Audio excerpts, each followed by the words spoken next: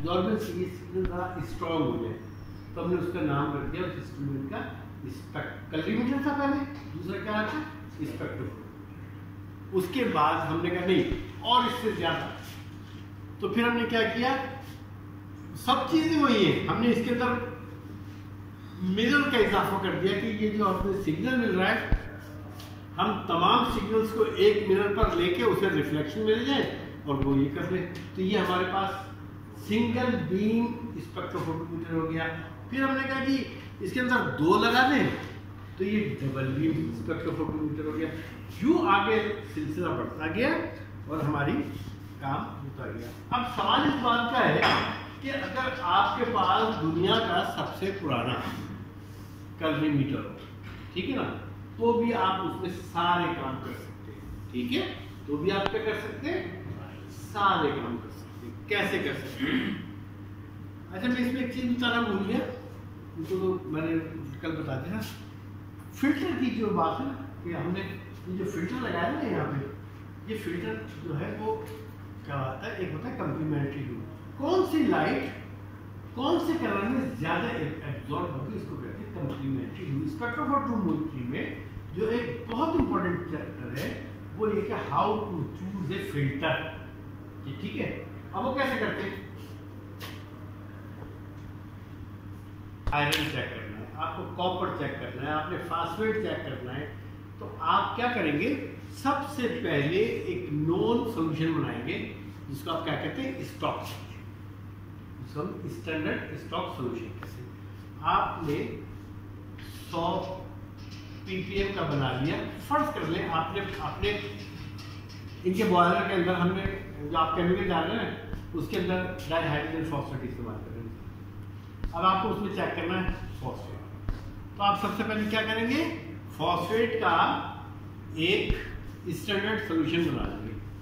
वो standard solution बनाएंगे आप, कोई भी एनी काइंड ऑफ फॉस्फेट हो, ड्राई हाइड्रोजन फॉस्फेट हो, मीटा फॉस्फेट हो, ट्राइसोडियम फॉस्फेट हो, उसका आपने सॉल्यूशन लेके उसका 100 ppm का आपने सॉल्यूशन बनाना है, स्टॉक सॉल्यूशन। उसके बाद आपने क्या करना है, उस स्टॉक सॉल्यूशन में से 5 ppm का, 10 का, 50 का और 100 का, तो आपके पास होते ही, तो आपने ये 4 बना लिए, ठीक है।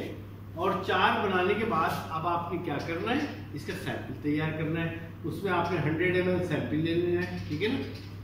उसके अंदर आपने सबसे ज्यादा जरूरी इसी चीज को करने के लिए इसमें आप करते हैं, इसके pH को मेंटेन करते हैं, ठीक है ना, कि कम्प्लेक्स बनेगा किस पे, आपने इसको सल्फ्यूरिक एसिड डालकर सैंपल में इसकी pH को माइनस में ले जाना है, ठीक है। उसके बाद क्या करेंगे आपने इसके अंदर, आपने इसमें जो अमोनियम एक चीज होती है जिसको कहते हैं अमोनियम, ये मैं आपको वैसे दानिश साहब आपको सारी चीजें दे देंगे, मैं आपको वर्बली समझा रहा हूँ। अमोनियम मॉलिब्डेट एक केमिकल होता है, उसका सॉल्यूशन बनाया जाता है। पहले आपने इसमें सल्फ्यूरिक एसिड डाल दिया, फिर आपने अमोनियम मॉलिब्डेट डाल दिया, और तीसरी में आपने एक चीज डाल दी जिसको कहते हैं 1-amino 2-naphthol 4-सल्फोनिक एसिड, ये केमिकल होता है। तीसरा आपने वो डाल दिया, जब आप डालेंगे ना तो इसमें कलर आ जाएगा, इसमें कुछ हल्का होगा, इसमें गहरा होगा, इसमें थोड़ा उसमें डालना होगा। अब आपने चारों सैंपलों को डालने के बाद इसकी एब्जॉर्बेंस नोट कर ली, ठीक है ना। फर्ज कर लें इसकी एक की आई एब्जॉर्बेंस 4, किसी की आई 6, किसी की आई 8, किसी की आई 10, तो वो आप क्या करते जाएंगे, डॉट लगाते जाएंगे इस तरह के, जहां एब्जॉर्बेंस आएगी ये ऊपर वाली होगी एब्जॉर्बेंस और ये हो गई कंसंट्रेशन, ये इसका ग्राफ होगा, ठीक है। आपने यहाँ लिख ली, उसके बाद आपने एक ग्राफ बनाया, वो ग्राफ आपका बना यूं, एक बना यूं, एक बना यूं, एक बना बिल्कुल ऐसे इस 0 के करीब, ठीक है ना। और ये कैसे बनाया, आपने पहले फिल्टर लगाया येलो कलर का, फिर लगा दिया फर्स्ट कर ले ब्लू, फिर ऑरेंज, ठीक है ना, और फिर रेड। हर फिल्टर के ऊपर आपने इसकी वैल्यू ले ली, ठीक है। इस 0 के करीब होगी ना, वो फिल्टर आपका राइट फिल्टर होगा, वही कंप्लीमेंट्री ह्यू होगा। तो जिस तरह से ब्लू का कंप्लीमेंट्री ह्यू जो है येलो होता है और येलो का ब्लू होता है। तो जब आपका कोई कॉम्प्लेक्स ऐसा बने कि जिसका कलर ब्लू हो, ठीक है, कॉम्प्लेक्स का कलर कौन सा हो, ब्लू। तो जब ब्लू होगा उसका कॉम्प्लेक्स, तो उसका फिल्टर कौन सा होगा, येलो। तो आपने येलो, अब येलो अगर आपके पास फिल्टर नहीं है, मिसाल के तौर पर आपके सिस्टम में फिल्टर नहीं है, सिस्टम से मुराद ये कि आपके पास ऐसा इंस्ट्रूमेंट मौजूद है जिसके ऊपर मेंशन हुआ है कि इसके अंदर वेवलेंथ इतनी है। तो आप देख लेंगे कि आपके पास, फिर आप उस पर 400 नैनोमीटर की वेवलेंथ पे एक सैंपल टेस्ट करेंगे, एक को 600 पे करेंगे, एक को 800 पे कर लेंगे, एक को 700 पे, जो वेरी नियर टू 0 आ जाए वो आपका फिल्टर होगा। ठीक है, अब आपने 4 सैंपल ले लिए, चारों के एब्जॉर्बेंस ले ली, और चारों की एब्जॉर्बेंस लेने के बाद आपने ग्राफ ऐसे बना दिया। अब आपका ये ग्राफ जब बन जाएगा तो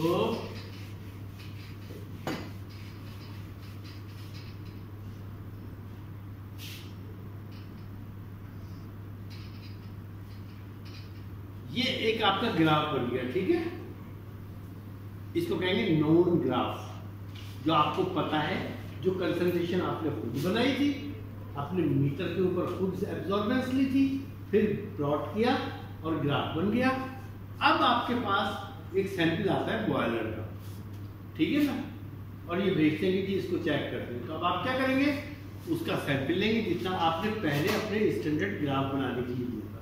100 ml सैंपल लेंगे, उसके अंदर वो दोनों तीनों केमिकल डाल देंगे, ठीक है ना। तीनों डालने के बाद क्या करेंगे आप कि इसकी एब्जॉर्बेंस लेंगे, और एब्जॉर्बेंस लेके इसको फर्ज कर लेंगे यहाँ इसकी एब्जॉर्बेंस से आई, ठीक है ना। आपने तो यहाँ से फिर लाइन आप नीचे ड्रॉ करेंगे, यहाँ लिखा होगा 0 से लेके 100 तक।